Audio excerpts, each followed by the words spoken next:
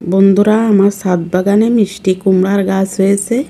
সেখান থেকে 3টা আগা কেটে নিয়ে এসেছি। কেটে বেছে এখন রান্না করব। ঢাকা শহরে এসেছি 25-26 বছর হয়েছে বন্ধুরা। কোনোদিন ভাবতে পারিনি ঢাকা শহরে নিজের হাত দিয়ে কুমড়ার আগা কেটে রান্না করে খাবো। বাজার থেকে অনেক কুমড়ার আগা কিনে খেয়েছি, কিন্তু এভাবে কখনোই খাইনি। অনেকের কাছে এটা স্বাভাবিক বলে মনে হবে, কিন্তু আমার কাছে এটা স্পেশাল। কারণ কুমড়া গাছটা আমি নিজে থেকে লাগাইনি, একটাই গাছ হয়েছে। বন্ধুরা, গাছটা খুব যত্ন করছি, তবে কুমড়া গাছটায় ফুল এসেছে, কিন্তু এখনো কুমড়া হয়নি। কুমড়া হলে অবশ্যই ভিডিও করে আপনাদের মাঝে শেয়ার করব। যাই হোক বন্ধুরা, খুব অল্প মশলা দিয়ে কুমড়ার আগাটা রান্না করছি।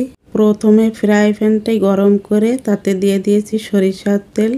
সরিষার তেলটা গরম হয়ে গেলে জিরা দিয়েছি কয়েকটা, 4টা কাঁচামরিচ ফালি করে দিয়ে নেড়ে চেড়ে ওই যে কেটে রাখা কুমড়ার আগা, সাথে আলু দিয়েছি 2টা, লবণ হলুদ জিরার গুঁড়া দিয়ে দিলাম।